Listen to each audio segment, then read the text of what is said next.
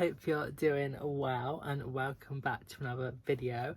I haven't done one of these videos in quite a while, but I have got a little like book review. I have read 4 pieces of feminist literature in the month of July.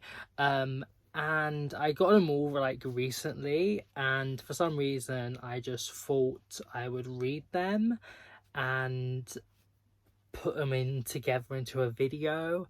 I thought I would read 4 different types of like pieces of work. I've got a translated novel, I've got an essay, I've got a poetry collection and a non-fiction piece, and they're all quite short, and I thought I would just do little reviews of each of them, just tell you what I thought about them, and yeah, I do read a lot of like books by and about women, sort of like women's fiction, but like what really is women's fiction? I don't really know how to describe it or, you know, categorize it, and I do quite like to read books that have sort of like a strong female presence or like a female like lead, and it's like a feminist sort of like undertone. First I read was This Little Family by Inez Bayard. This is translated from the French by Adrienne Hunter. This is like a sort of like a psychologically thriller-ish mystery thing. I don't really know what to classify it as. I think I classified it as a thriller genre, but I quite like this. I ended up giving it 3.75 stars. It pulls you forward. I read this in like 2 days, and like when I was reading it like on the second night, I stayed up till like 3 a.m. to finish it because I was like, I need to finish this. That being said, it starts at the end, and it like at the back of it, it tells you sort of like what happens at the end. So I'm not actually going to say it right now, but the ending is told to you, but you don't read it for the end. You read it because everything is all building up to what actually happens then and there. But basically, we're following the main character, Marie, and she is like a banker in Paris, and she lives with her lawyer husband Laurent, and so it starts like at the end, but then like a little bit into it, it goes back like about a year or 2 before, and it starts, and not long into the book, she suffers from like a brutal rape, and from this event, it's like is the catalyst for her, that she just has like so much like goes on like in her head, and it's like a big like turning point. Like a lot of like her mental health like suffers like so much, and she starts concocting this sort of like web of lies that just starts like growing and growing, like getting sort of out of hand. It's like such a struggle, and I didn't really like her or really any of the characters, but despite that, I still sympathized with her, and I still like felt her pain and her sadness and her anger, and I still I still felt for her, and she goes through a lot, and she goes through so many emotions, and you still like you do feel all these things for her still. So that is sort of like one part of the book, how that leads up to like the end. But I think the main message, and what I took most from it and what I learned the most, is how Bayard puts across sort of like this like role of women sort of like notion in contemporary society, and how there are these like unwritten like rules and like expectations placed on women and mothers and wives and daughters, that women are like supposed to just do, and how they're just like supposed to follow these things, and these are like discussed and they're analysed, but they're challenged, and that's the best part about this book and what I loved most, and it's like very insightful. And how like there's so many burdens placed on women, and how they're supposed to like, they're practically meant to keep everything like together. And it's hard, like it's very hard to do this, and it's this what I think was most apparent is after her rape, when her rapist sort of like threatens her like with like going forward with her job and also her husband's career, and she gets home and she is evidently in physical and mental pain, and she sort of just wants she just sort of wants everything just like end in a sense. She just doesn't know what to do, and then sort of like the next day, to not cause suspicion and not make a fuss and not like change the way things are, she lets like Lauren like use her in a sense. So just because her role is to make sure things are just going the way they usually do, and it's so like harrowing, and it's so like it's sickening in a sense. And I just wanted to get into the page, I just wanted to like comfort her, and I just wanted to just like slap Lauren and just be just like, oh my literal god, like how are you like so ignorant? Like it was an anger, like it was so annoying. So yeah, it was annoying, but yeah. And yeah, so there are like many things that like Marie has to like deal with, and like these invisible expectations, like I was saying, of being a woman. And how they're like these other like things about how that like she isn't like ever asked about like if she wants an abortion, and like sort of like this like grey area of like marital rape and consent within a relationship, how women are seen as baby making machines, and like many other things as well. And I would say that at some point that these parts do become a little non-fiction-esque in the writing style, where it seems like the author is like telling you instead of like not like showing you sort of like what they want you to get out for it. But yeah, I would say that the book is a little frustrating at times. This is most apparent at the end. It is definitely like a very tragic tale, and it is like you can definitely see how her rape leads to the decision she makes and the apparent ending. And if I try hard, and I can rationalize her decisions, but it is hard to do that, and it's just it's difficult, it's quite frustrating. And I think when I read about bad things happening, I like to see justice be served, and when it's not, and when things don't pan out in like the right way, it's just a bit more annoying. But that being said, real life doesn't usually do that, so yeah. And I can see how certain things do actually pan out the way they would in the book, so there's that. But yeah, it's a little bit annoying. I would also say that some of the writing is a little basic in this particular book, with quite a lot of short sentences that sort of break up the reading. Possibly some of like the nuance was lost in translation, but that was just a little point I picked up on.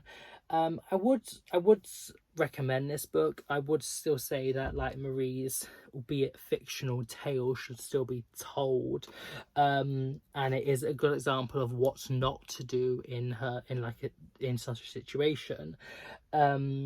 But the analysis of this sort of like role of women was definitely the most insightful part of the book, and why I did get the most out of it. And yeah, I would definitely recommend this. And I would be intrigued to read something else by Inez Bayard. Next, I read We Should All Be Feminist by Chimamanda Ngozi Adichie. This is a little dinky essay by Adichie, based on sort of like a TED talk, I believe she'd done. And I really enjoyed it, so I'm going to give this 4.5 stars. I said it's a very like well presented and argued essay on why we should all be feminist, and like unashamedly so. I really would like recommend giving this a read, because it like definitely is good at like showing what it's like to be a woman and a man as well in like contemporary society. It focuses on Nigeria because that is where she is from, but it does also have like global like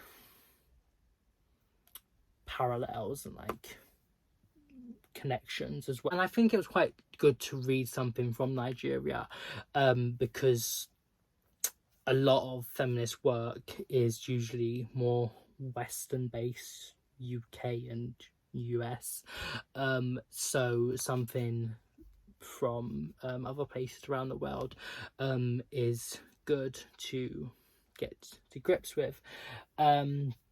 So yeah, I think she put it forward in like a very eloquent and succinct manner that is easy to understand, and it does make you question things as well, which I think is very good. I would say that it did maybe lack in its inclusion of like intersectionality within the feminist movement quite a bit, where even just like touching on some parts would have been beneficial.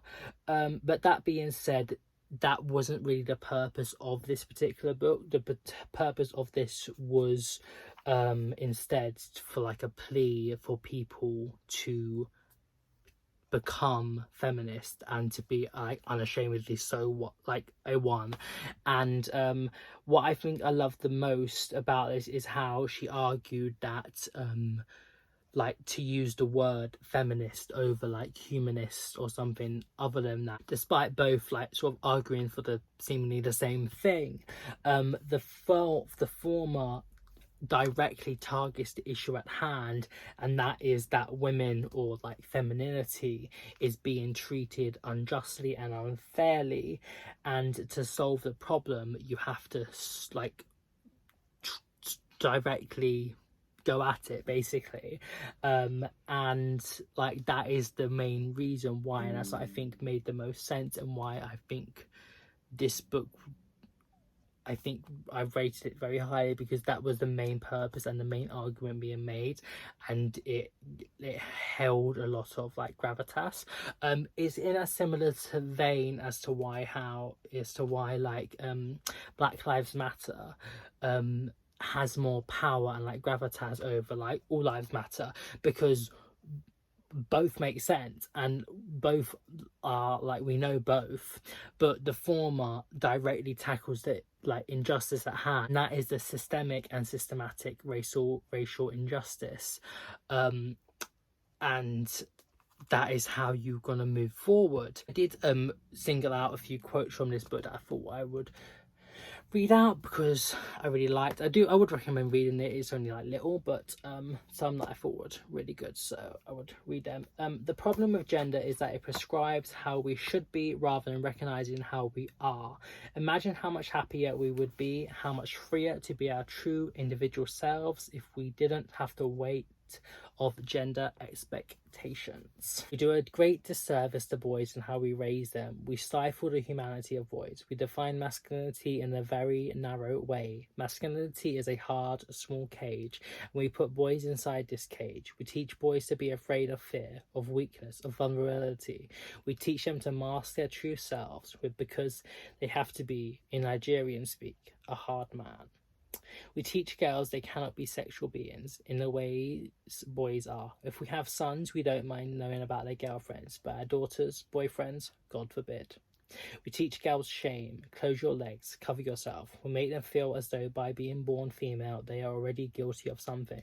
And so girls grow up to be women who cannot say they have desire, who silence themselves, who cannot know who they truly think, who have turned pretense into an art form.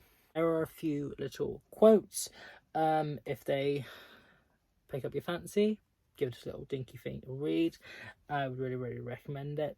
Then I read I Hope This Finds You Well, the poetry collection by Kate Bear. I really enjoyed this as well. I gave this 4.5 stars. In this, Bear uses like erasure of words to like concoct her own poems, and in a way it's sort of like a flex because she's turning like hate into like love in a way, and like her own like inspirational poetry. The majority of the pre-edited pieces are like unsolicited advice, spam emails, like just like outward like misogynistic like comments, and like other like articles and like speeches and things. Most are like hateful in their nature, and I really love the way like Bear just like turns them into these like uplifting positive poems that focus on feminist ideals, but she also addresses like other things like racial and sexuality discrimination, and in a way this sort of can be seen as like an art form, because like it's sort of like art because it's sort of like that is sort of an example, like that's the original piece, and then she removes words to create a poem. Does that make sense? It's like erasure poem, and it's sort of like a piece of art in a sense. That's sort of how I view it. Like, yeah, I really like that. I really like that. Just like the idea of it. It's like interactive and interesting. Yeah. It highlights the like harassment women face on the daily, like online, and this metamorphosis into something insightful is both historical in nature and also quite beautiful. Looking back, this is sort of like can be seen as like a time capsule on how like women were treated online, and it also touches on the pandemic as well. The negative words change the most, and they like I did really like these, but there is also some messages and emails of love and appreciation, and these did make for some truly sublime poems as well. My favorite of the collection, which I am going to read out to you, is called Ari My Daughter's Struggles, and this actually fits into the latter category, as in that is a like a comment of appreciation, and this became a really great poem. I'm going to read this out to you in a second, but I also just quickly want to read out a previous poem that she created. I'm just going to read it out in the way that she makes it, so like all together instead of like on separate lines, and this goes, how the dead must cringe at our resistance to look as if we've lived. Really love that. So yeah, so let me quickly read this. So I'm going to first read the message, and then I'll read her poem. Hi, I found your profile recently when a friend posted one of your poems to her stories. I just love the way that you're able to repurpose words from nasty messages you get from strangers. I don't police my teenage daughter's social media, but I know she gets messages similar to the ugly ones you receive. Apparently all women do. I'm horrified at what harassment women must simply accept as the price to pay for existing online. That you're able to turn these ugly and hateful messages into something different, something uplifting, just really touches some unknowable thing inside me. It gives me hope. I'll never deal with my daughter's online struggles. I'll never know what she knows, but by sharing your page with her, I can hope she's able to see whatever horrible words come to her DMs are as what they are. Words she can define herself, rearrange and repurpose to take away their intent to harm. Thank you so much for giving this dad so much needed hope in these hopeless times. I just love that, because when I was reading it, for some reason I just automatically thought it was a mother, but I don't know why I thought that. I just thought like a mother was going to like resonate with her more, and I guess maybe it's some like internal like, I don't know, like internal gender bias or something that men are not as likely to like relate to these things, maybe, I don't know. But when I read the bit where it says about giving this dad so much hope, I don't know, it just really warmed my heart. And it would have been the same as if it was from a mother, it doesn't really matter, but it just, I don't know, it just really made me I just felt it was really sweet. But yeah, and then this is the poem she makes from that. My daughter's price to pay touches some unknowable thing inside me. I'll never know what she knows, but I can hope she's able to see herself and repurpose harm in hopeless times. Ain't that nice? So yeah, so I hope this gives like these two examples, an idea of what she does, and there is a lot of variety throughout. I'd really recommend giving this a read, and she is basically just flexing her skill to one up these haters and turning their words into something nice. Love is always stronger than hate, and yeah, I definitely want to read Kate Bear's previous collection. So yeah, that's another short little book that I would really recommend. And finally, I read Women Don't Owe You Pretty, the small edition by Florence Given. I love the shiny little thing. I'm giving this 4 stars. Yeah, this is like a non-fiction sort of like little book. On the whole, I said I enjoyed it. I don't know if that's the most apt term, but it's like I liked reading it and getting information, like I don't know, but yeah, that's what I'm going with. I would recommend it. What I liked most is how Given makes sure to address the fact that she is like an average size cisgender white British woman within the discourse of feminism and feminist theory, and she acknowledges this fact and how marginalized groups such as trans women, non-binary women, fat women, women of color are unfairly treated and are held to a higher standard by both women and men, and this is just it is a fact that we need to address, but you can't ignore it. And some people within the feminist canon or whatever don't want to address that fact, and they don't want to, walk arm in arm with their trans sisters, which is a big problem, because trans women are women, and you're not a feminist if you don't include them, and you're not a feminist if you don't include all women. So yep, that's a little me just going off on one there, but yeah, yeah, so I like the fact that she does acknowledge the fact that she is of a more privileged position than some, and yep. Some reviewers that I read after reading reviews said that quite a few of what she said isn't really the most groundbreaking and interesting things. I kind of get that. I would say that it has been personalised to Given's life at the appropriate times.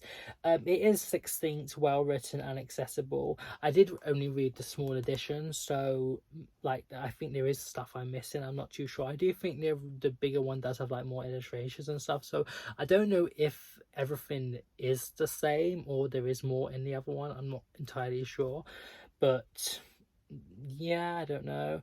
I don't know exactly who it's aimed at, because in a sense it seems like it is aimed at women, but a lot of the things that she's talked about, it seems like women would already know. So maybe it's aimed at men, so they know the things that women have to deal with, which I get. And that's sort of, the title would also suggest that as well. But I don't know, it's not fully clear, but then again, it is sort of, I guess it could be aimed at everyone, and yeah, I'm gonna go with that. It's aimed at everyone. Everyone should read it. So yeah, but yeah, so it's split into like, I think 10 chapters. I don't know, but I thought I just wrote like little notes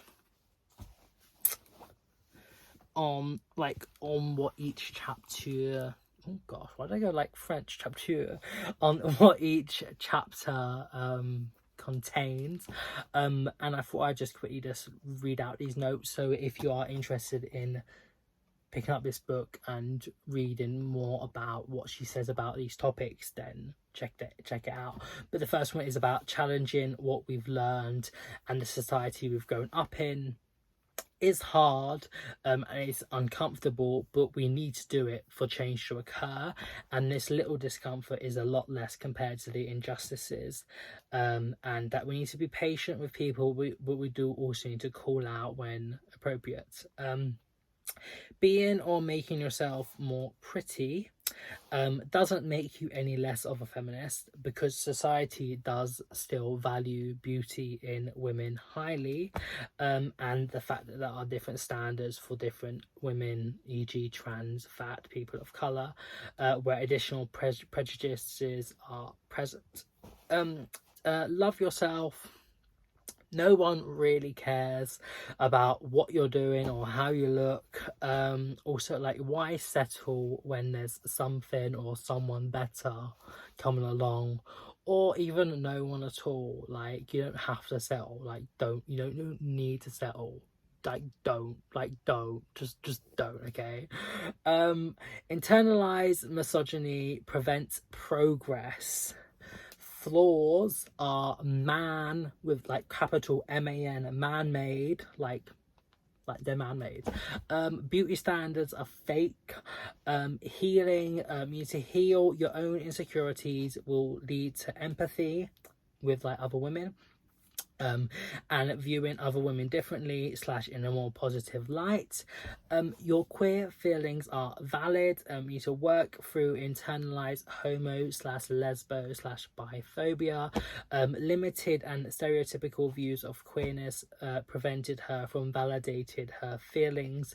There is oversaturated heteronormativity in media. It's heterifying, she says. Queer women view others via a queer gaze, not the typical heterosexual male gaze. I did feel like this should have maybe been more expanded on that. I would have liked to read up more on this, and I would like to read up about like this sort of like the queer gaze. Quite interesting. Women can and should enjoy sex too if they want. It reinforces the notion that they're passive participants reserved for men's desires. Normalizes discomfort, forces queer women to repress their feelings. Asking for consent over sexual assault, it's always more important. It shows maturity and it's the law. Provide the option of not doing anything. Need to learn this before actual sexual violence takes place, and need to set and keep boundaries. You can't teach how to avoid sexual assault because it's never like your fault. Rape culture is like this is sort of like notes, so it's like it talks about rape culture. Preventative measures take when like that isn't the problem, like you don't need to prevent the problem because it's never the victim's fault, you know. It's never okay. And how it's literally it is physically impossible to ask for rape. Openly discuss sexual violence from a younger age to avoid it becoming normalized / accepted. Rape's the only crime where the victim is treated / questioned like the perpetrator, and how there are many inconsistencies with reporting and sentencing. The price women pay for existing, with so many adjustments, additional expenses, etc. Spend money / energy keeping safe from men, but are paid less. Standards are set by the hetero male gaze. These flaws are generated by capitalist standards of beauty. There is still not that safe being visibly queer. Women are meant to be sexy, but when she uses this like power, that is like a bad thing. And how like shame is used to put women down, and this like sexual gaze is thrusted on women's bodies, and how like school uniform, like you know, like knee high and things, and like nipples and etc., and how like certain parts of, like a woman's body is seen differently as like a man's body. And finally, about how it is okay and normal to feel heartbroken, and it's hard to quit people completely in our social media world. It's hard to recover, and craving romance doesn't make you any less of a feminist. So yeah, there are a few notes. If any of those things sound interesting, check that book out. So yeah, there were the 4 books I read for this little feminist themed review video thing. I don't know what it's called, but I hope you enjoyed this. I would recommend all of these. I would say my favourite was the poetry collection, then this little essay, then this one, the non-fiction, and then the novel. I just think that it has a lot to say, but there was just parts I didn't really like. But overall, they were a good reads, and I would recommend. So yeah, hope you enjoyed this video. If you have any good feminist literature that you would recommend to me, make sure to leave it in the description below. And hope you have a nice morning, evening, night, wherever you are in the world, and I shall see you very soon. Bye.